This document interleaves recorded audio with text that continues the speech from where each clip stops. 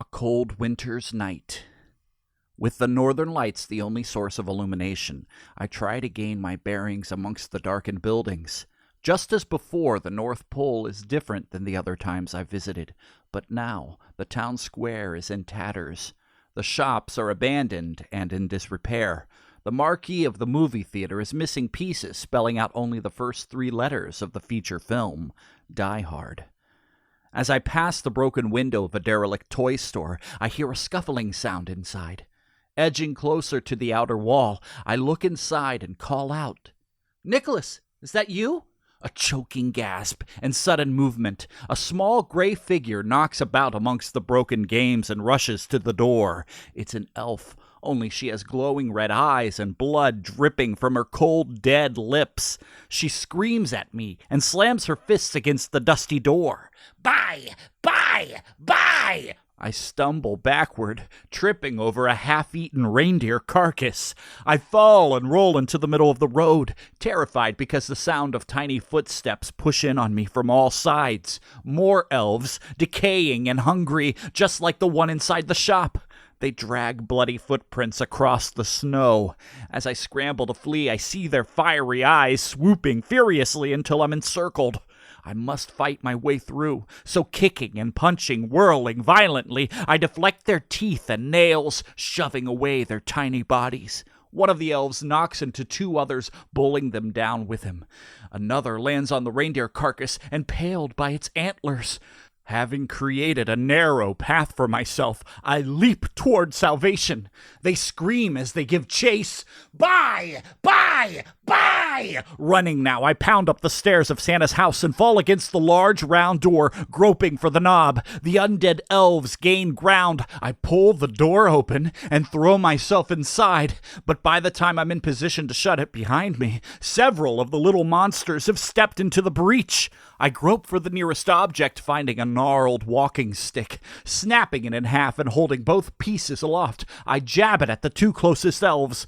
I hit the first in the eye and lean in to dig deeper. The second squirms vehemently, and it takes me several failed attempts before I manage to slide the splintering wood between his ribs. Kicking the others back between the corpses of their fallen brethren, I clear the way and pull the door shut. Aside from the crackle of the fireplace, the room is now silent. Orange light teases the darkened room with dancing shadows. I'm on my own. It's still sinking in. I wouldn't have made it this far without Nicholas, and now I'm alone. I have no idea how any of this works. How am I supposed to change a moment in my life? What do I have to do to prevent my imminent death? The only thing I can think to do is go through the next door. If I do, will I have lost Nicholas forever? Didn't he say something about this? What did he say? He could locate me on my timeline, but not if I got lost in my subconscious. That means I have no choice. I must go through the door. That's the only chance of him ever finding me.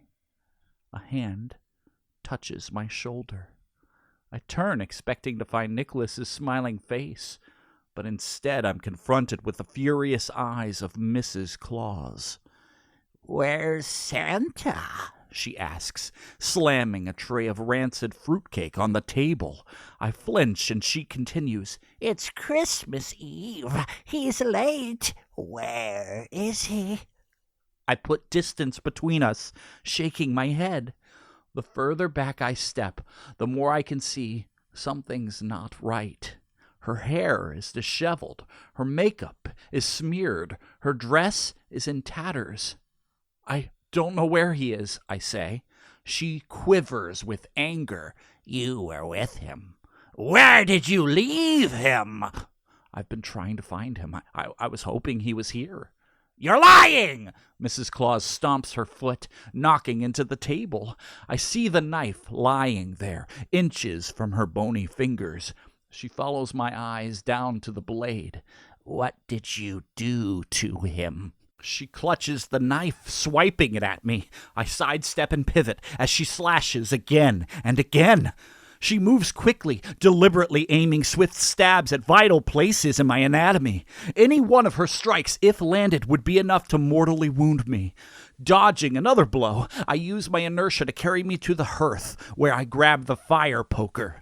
Mrs. Claus changes strategies. Instead of attacking me personally, she runs to the other side of the room to let in her murderous helpers. She opens the front door and flame-eyed elves flood inside. "He killed Santa!" she screams, pointing an accusatory finger at me. "I didn't!" I shout. "Then you let him die. You are responsible." I race toward the chamber of 6 doors, only there aren't 6 doors anymore. Fumbling for the key in my pocket, I step into the room and stare in shock at the hundreds of doors I must now choose from. There's no way to discern one from the other. The floor is littered with discarded nameplates, and none are left that could be a clue to my way forward. I close the entrance back into the workshop, using the fire poker to bar the way, and the elves pound on the other side of the door.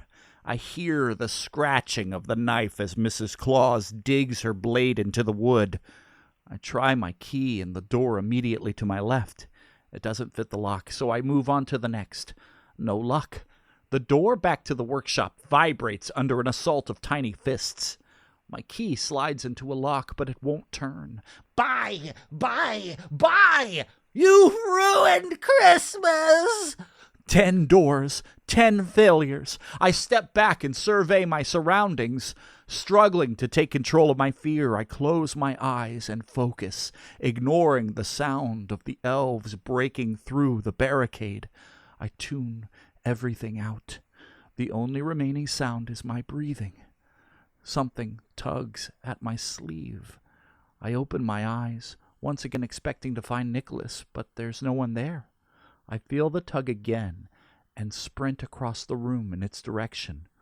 The door to the workshop falls from its hinges, and Mrs. Claus leads an army of vicious little killers into the chamber. The key slips in. It turns. The tumblers inside the lock give way. The nightmarish elves are so close I can feel their foul breath on my skin. I step through the doorway, and everything goes white.